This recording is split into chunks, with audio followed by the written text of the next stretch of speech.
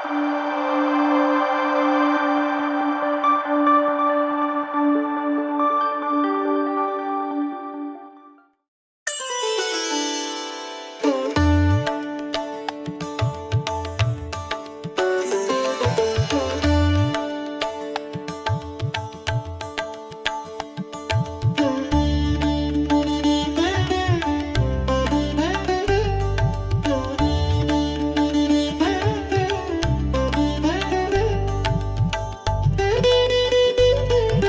గణేశాయ నమః, శ్రీ సరస్వత్యై నమః, శ్రీ గురుభ్యో నమః. ఇప్పుడు ఇక్కడ ఉన్నటువంటి శ్రీకామ్యపుర దత్తక్షేత్రంలో ఈ దత్తమూర్తి యొక్క విశేషాన్ని తెలుసుకుందాం. మామూలుగా మనకు దక్షిణామూర్తి దత్తాత్రేయ స్వామి వారు కూడా జ్ఞానప్రధానమైనటువంటి అవతారాలు.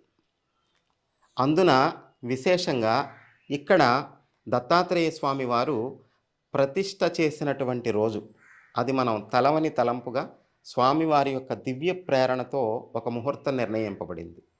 దత్తాత్రేయ స్వామివారి షోడశ అవతారములు అని ఉంటాయి.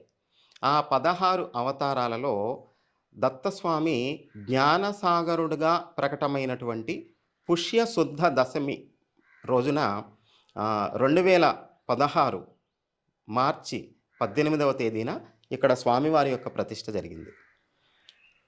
ఆ రోజు స్వామి యొక్క ప్రతిష్టకు ముహూర్తం కుదిరింది అంటే దత్తస్వామి ఏదో ఒక విశేషం ఉండి ఉంటుంది స్వామి యొక్క ప్రేరణ అని చరిత్ర తిరగవేసి చూసినప్పుడు అందులో జ్ఞానసాగరుడిగా అవతరించిన రోజు. అంటే ఇక్కడ స్వామి దక్షిణామూర్తిగా కూడా ఉన్నారు. దక్షిణాముఖంగా ఉన్నది ఇక్కడ ఆలయం దత్తమందిరం కనుక ఈయన దక్షిణామూర్తి. దత్తాత్రేయుడు జ్ఞానసాగరుడుగా స్వామి ప్రకటమైన రోజున ప్రతిష్ఠ జరిగింది కనుక ఈయన జ్ఞానసాగరుడు. అంటే దక్షిణాముఖ దత్తాత్రేయ జ్ఞానసాగర స్వరూపం అన్నమాట ఇక్కడ స్వామివారు.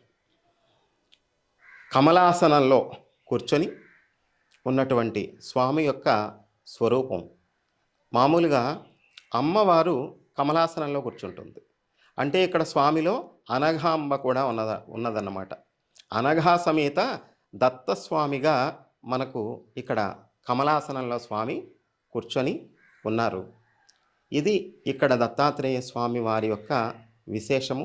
ఇక్కడ శ్రీ గురు చరిత్ర పారాయణ 1 సంవత్సరం పాటు చేయాలి అనేటువంటి ఒక సంకల్పంతో దసరా నుండి మళ్ళీ సంవత్సరం దసరా వరకు 2024 విజయదశమి రోజున ఇక్కడ సంవత్సర కాలం శ్రీ గురు చరిత్ర పారాయణ అఖండంగా చేయడం కోసం సంకల్పం చేసి ప్రారంభించాం. కనుక అవకాశం ఉన్నటువంటి దత్తభక్తులు గురుబంధువులు ఈ శ్రీకామ్యపురం విచ్చేసి ఇక్కడ ఆశ్రమంలో ఒక సప్తాహము ఉండి చక్కగా శ్రీ గురు చరిత్ర పారాయణ లోక కళ్యాణం కోసం జరుగుతున్నటువంటి ఈ మహాయజ్ఞంలో అవకాశం ఉన్నటువంటి వాళ్ళంతా పాల్గొంటారని ఆశిస్తూ అందరికీ శుభం భూయాత్. శ్రీ గురుదత్త. జై గురు.